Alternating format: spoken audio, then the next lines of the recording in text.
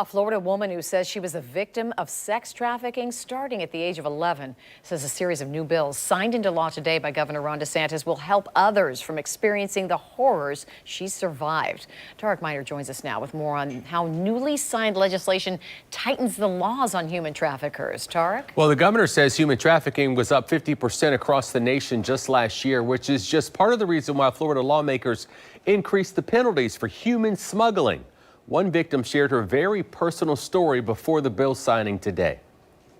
Began being sold on a regular basis to where she would get her crack and he would take and sell me to other people, either at his house or other people's houses. Survivor Savannah Parview says her parents started selling her for drugs at the age of 11 in Central Florida, sharing details about her traumatic past to educate the public about the prevalence of sex trafficking. There was a time when I was 11 that I went with her she was going to prostitute herself, and her drug dealer offered her a $10 piece of crack for me instead of for her, and so she told him that was fine, he could do whatever he wanted. So he took and sold me to other people and gave her a $10 piece of crack.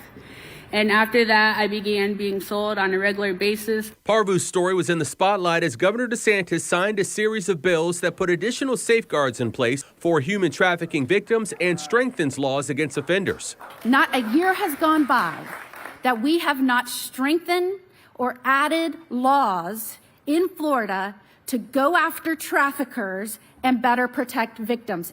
Senate Bill 7064, which takes effect on July 1st, establishes civil action against traffickers, allowing victims to recover damages from adult entertainment establishments. It allows victims to receive restitution from the sale of traffickers' seized property and creates a statewide data repository for anonymous human trafficking data. Senate Bill 1690 requires hotels to enhance protections for likely targets and helps kids understand the dangers of human trafficking and sexual exploitation. All in, human trafficking across this country is a $150 billion illegal enterprise. Governor DeSantis and Attorney General Ashley Moody pledging that Florida will use every resource to end human trafficking in our state. If traffickers don't have operational support to traffic their victims, that's how we will stop trafficking. The series of bills signed today also creates more educational programs for people being at risk of human trafficking in hopes of steering them away from those kinds of environments.